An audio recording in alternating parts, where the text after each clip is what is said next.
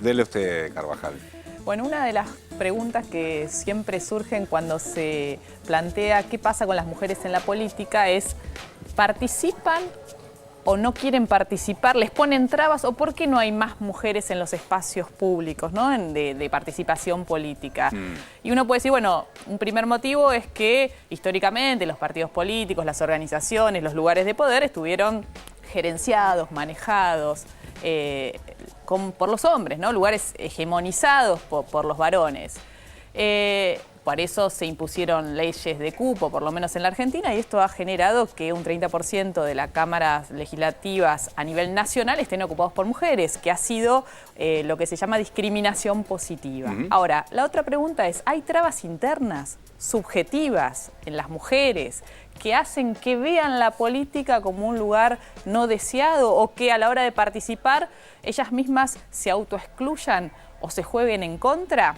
Bueno, hubo una investigación que se hizo ahora recientemente, justamente tratando de responder estas preguntas. Primero vemos un informe y después vemos qué es lo que encontró, cuáles fueron las conclusiones de esta investigación.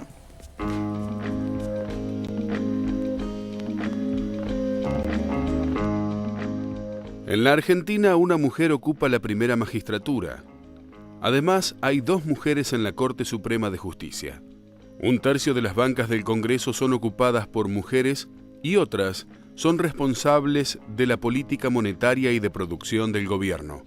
A pesar de esos avances, todavía queda sin duda una gran desigualdad en las mujeres en la medida en que son una gran minoría en la mayor parte de los ámbitos públicos.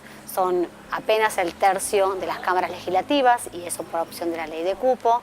Las mujeres son menos del 10% de las intendentas municipales. Hay pocas gobernadoras, pocas ministras de gobierno. Son menos del 5% en los principales sindicatos y en las cámaras empresariales y apenas el 7% de los medios de comunicación a nivel nacional están dirigidos por mujeres. Una novedosa investigación que llevó adelante el equipo latinoamericano de justicia y género con el apoyo del Centro Internacional de Investigaciones para el Desarrollo de Canadá buscó responder cuáles son las barreras subjetivas que llevan a las mujeres a descalificarse a la hora de irrumpir en el mundo público. Los estudios remarcan que la tendencia subsiste a pesar de que fueron removidas ciertas trabas objetivas, como aquellas leyes que las discriminaban, y que incluso se implementaron mecanismos para favorecer su participación, como la ley de cupos. ¿Por qué las mujeres no participan más en ámbitos públicos? ¿Se trata de costumbres difíciles de desterrar o de trabas autoimpuestas?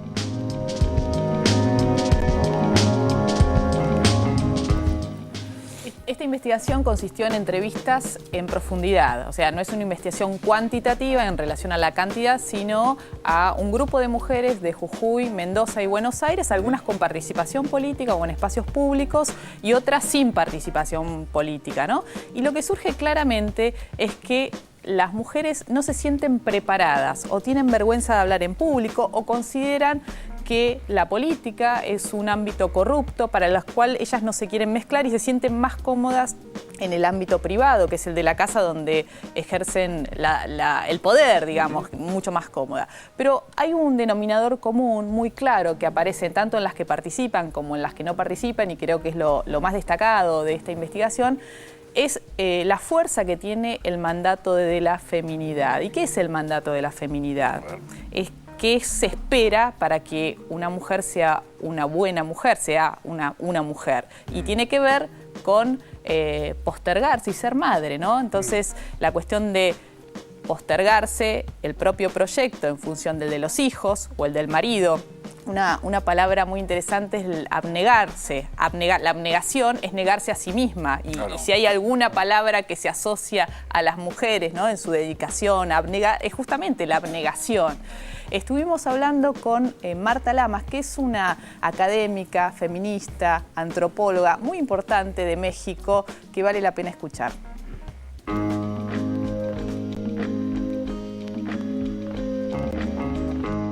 El obstáculo principal es un obstáculo que tiene que ver con la introyección de un mandato cultural de la feminidad que se vive psíquicamente, digamos, como una cuestión no solamente de deber ser, sino muy gratificante en muchos campos, ¿no? Entonces, esta feminidad que hace que las mujeres prioricen cuestiones afectivas, la maternidad, estar en la casa, y que les da una sensación de una cierta libertad de estar en ese ámbito y de para qué complicarse la vida participando en el ámbito público, puesto que en el privado es donde está su verdadero lugar, es uno de los hallazgos que en ambas investigaciones, Chile y Argentina, aparece reiteradamente. Hay que entender que la cultura tiene una lógica y que esa lógica no solamente se dice de manera explícita con las reglas sociales, sino que se introyecta psíquicamente de una manera inconsciente,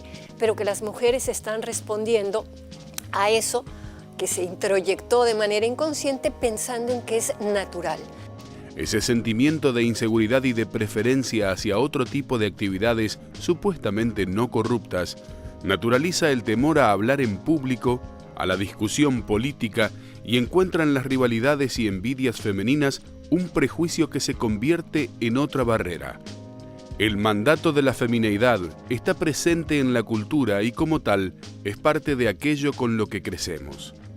¿Es posible combatir estos comportamientos? Bueno, hay que combatirlo a distintos niveles. Hay todo un tema que pasa por la reflexividad, por la toma de conciencia de que esto ocurre, por temas de autovaloración de las mujeres. Las mujeres hablaron mucho de autoestima, en la investigación se habla más de autovaloración, que es un poco más amplio e integral, ¿no? En sentirse capaces, pero aparte de esos procesos individuales, se requieren políticas públicas, se requiere una cuestión de comunicación social amplia, se requieren modelos de figuras que estén haciendo ese tipo de cosas. Entonces hay que pensar en una intervención multinivel. Entonces, pensar en eso, distintos niveles de intervención, pero una intervención que transmita de alguna manera que esta equidad entre hombres y mujeres, igualdad con reconocimiento de las diferencias, tiene que verse reflejada en una igualdad sustantiva en términos de las posiciones en los lugares de toma de decisión.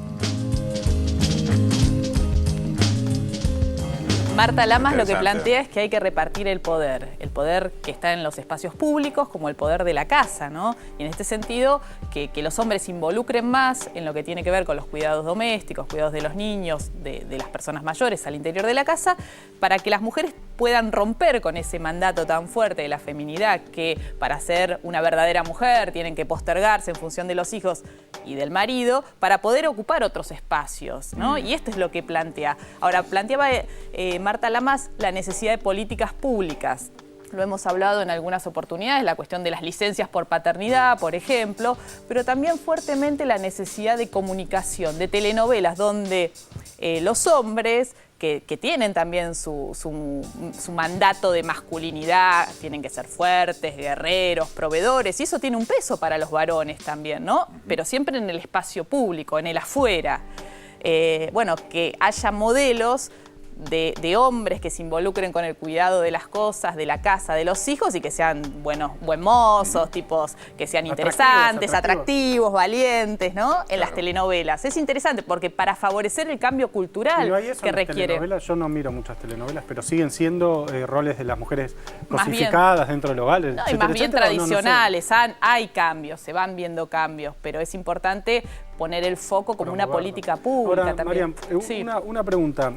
Por ahí es medio elemental lo que voy a decir, pero ¿por qué sería importante que las mujeres participen en política? En el siguiente sentido, ¿qué es lo que per se uno puede pensar que las mujeres le aportan a la política? ¿Qué es lo nuevo? O sea, digo, por el solo hecho de ser mujer, ¿le aportan algo diferente a lo que tal vez le aporta un hombre? Digo, porque uno piensa que Margaret Thatcher, digo, por dar un ejemplo especialmente complejo, de grandes líderes. De grandes líderes políticos que han sido mujeres y que tal vez en algunas circunstancias no se comportaron de manera muy diferente a lo que uno piensa que hubiera hecho un hombre en la misma circunstancia. ¿Acaso mandar hundir un barco que estaba fuera de la zona de exclusión? Sí, digo, Merkel, por ejemplo. Merkel, por ejemplo. Bueno, no sé si habrá estudios, investigaciones. No, a ver, ¿por qué es importante que las mujeres participen? Yo creo que esa es la pregunta porque primero hay que pensar que las mujeres son la mitad de la población y en tanto uno pretende una sociedad más democrática, los lugares de poder deberían ser más democráticos en función solo de esa idea de democratizar el espacio entre mujeres y varones que formamos la sociedad. Ese es un punto. Vos planteabas si hay una cuestión esencialista, si las mujeres per se, por ser mujeres, son más buenas, menos corruptas. Más hábiles, qué sé yo, no está. Sí hay estudiado que muchas mujeres, uno puede pensar, y cada uno se imaginará las líderes políticas que tenga a su alcance, tal vez aprendieron una forma de ejercer el poder masculina, porque son los modelos que tienen más cercanos. Ahora, ¿por qué es importante que las mujeres también participen? Y esto me lo decía Marta Lamas en una entrevista, en parte de la entrevista. Ella decía, bueno, hay cuestiones que las mujeres han vivido y viven que los varones no las conocen y es importante plasmarla en políticas públicas. Y me dio un ejemplo, por ahí uno puede decir, banal, chiquitito. A ver, cuando ustedes van a un lugar público y van al baño, los baños de mujeres siempre tienen colas.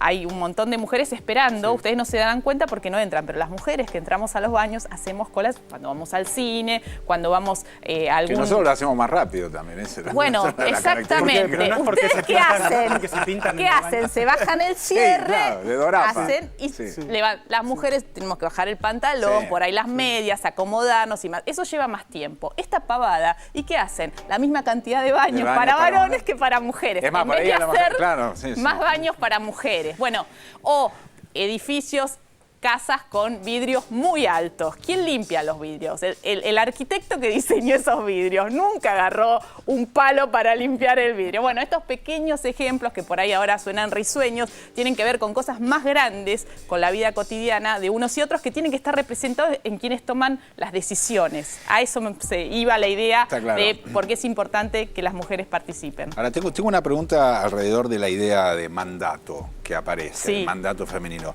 Eso es cultural. Sí, pero se naturaliza. Pero de alguna manera encierra como cierta degradación de, vamos a decir así, la vida doméstica, sea para un hombre o para una mujer. Encierra la idea de que ese espacio, que no es bueno, que no es un espacio de realización, el espacio doméstico para una mujer o para un hombre, digamos, por fuera del sexo, digamos, o del género en este caso. ¿Por qué eso? A mí me encantaría, digamos.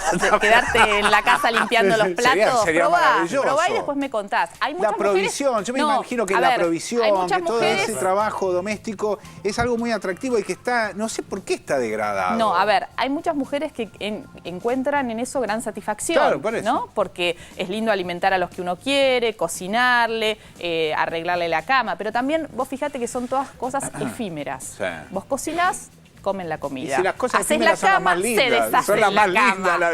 Pasás el trapo, viene alguien y pisa y ensucia. Entonces, puede ser gratificante, pero también es muy frustrante. Y también está bueno salir a otros ámbitos y encontrar la realización en otros lugares. Está clarísimo.